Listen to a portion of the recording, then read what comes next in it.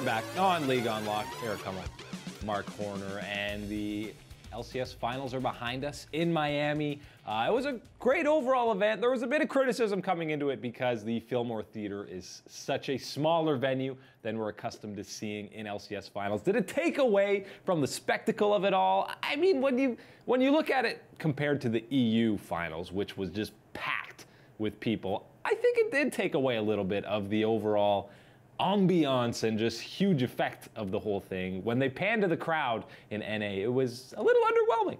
A lot underwhelming, actually.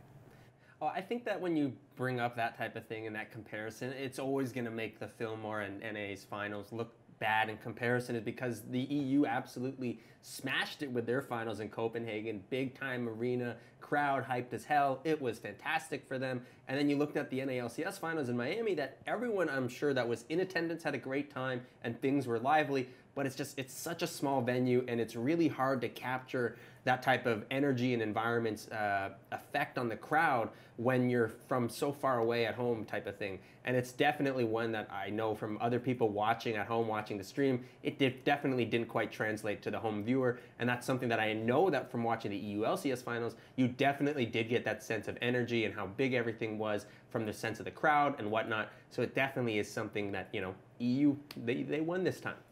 Yeah, and I think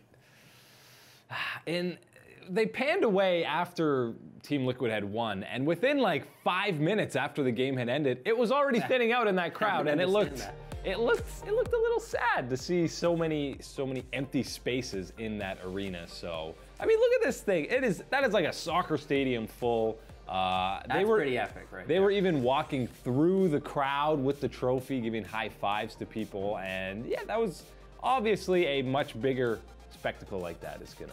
Right, like even, you know, looking back to some of the stadium finals that NA has had recently in Vancouver and places like Toronto and Boston, this one in Copenhagen might have been the best one so far. I think that this was really a great event for Riot and they absolutely killed it there.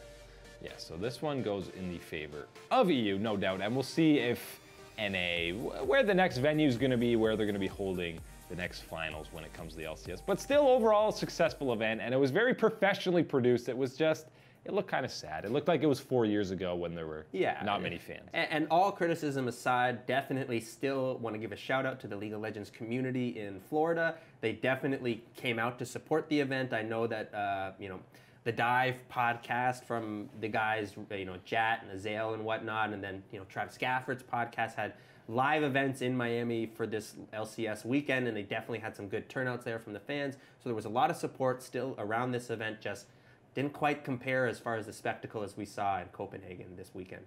Yeah, but still a good event overall. First split of franchising in North America.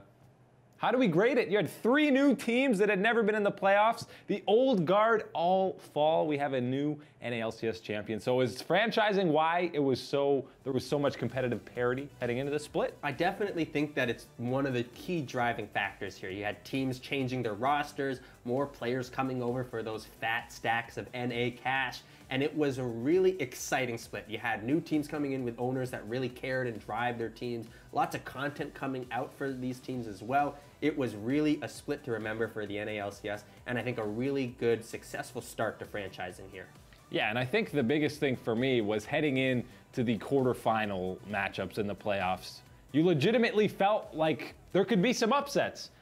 I mean, most people weren't expecting the clutch one. You weren't expecting that one. You weren't expecting that one. That there was more competitiveness in the overall state of the playoffs heading into it. Yeah, I feel like in recent years it's kind of been like, sure, there's these 3 or 4 other teams, but it's going to be the likes of TSM C9 or CLG, whoever's having that strong split, that's going to be winning the split in NA. But you didn't really get that vibe this year. You legitimately thought maybe Echo Fox could win. Even heading into that finals, 100 Thieves Liquid, you were like, whoa, this could go to 5 and be really close. It wasn't close at all because 100 Thieves didn't show up. But I think you had that vibe that it could go that way. It just didn't happen to do that. But overall, the league was way more competitive. And you're right, there was a lot more content. It used to be just TSM Legends. No one else did these videos. Hey, now you got the heist coming through and everything else. It really is quite great to see these new organizations come in and really, you know, really put some effort into creating a new fan base and things like that. You know, I'd seen lots of posts from people saying that they'd,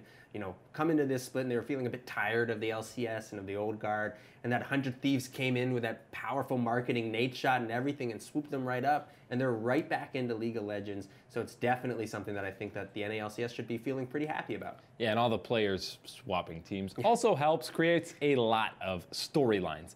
With the end of the spring split means we've got our 3 Rift rival teams from NA and EU. We know the tournament's not for a while, and we'll be diving way deeper into actually previewing all the matchups. But I mean, a quick preview, quick look at these guys. Who do you like, NA versus EU? Because that's the only one that matters, right? Oh, yeah. Well, it's definitely Team really captain exciting. LCS Pigeon, by the way. LCS Pigeon. That is our guy. You know what? It's going to be tough. If the games are going south real fast, LCS Pigeon, Sub him in. he's got a personality that can be toxic at times, though. We know that True. He can flee at any moment. He's a free spirit, so it could happen. But on the serious note here, Team Liquid, 100 Thieves, Echo Fox, really happy with that for North America to represent us. You'd think that, you know what, I'd feel a little bit more comfortable with one of the old guards there, TSM, Cloud9, CLG. You'd feel good about them being there. But hey, it's all brand new. Team Liquid, they're not 4th, they're 1st. They're 1st heading into Rift Rivals, 100 Thieves, Echo Fox there. And then on the other side, EU, we've got some great stuff with G2, Fnatic, and then Splice. The one team we gave a lot of criticism to, hey, they got to step it up. Where's this Niski that we've been seeing in NA before? He's an animal, 1v9. He finally appeared, that 1v9 Cassiopeia. Love it. Splice, really excited to see them as the 3rd place team, because I think them and Echo Fox as the 3rd place teams really makes this a spicy Rift Rivals. And they got the G2 Samurai as their mascot, of course. I would probably take a Samurai over a Pigeon. Yeah, that's pretty true. But the LCS Pigeon has had a good track record of winning some games. He's coming off a loss at the NALCS Civil War finals there, so it's definitely tough for him. But I like the Pigeon. I like the flight over the Sword of Samurais.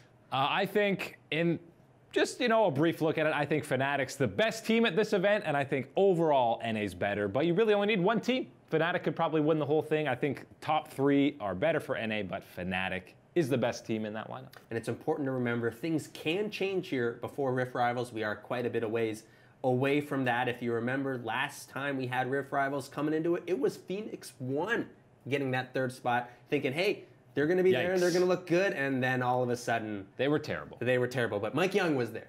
Mike Young. There was at least one interesting story there.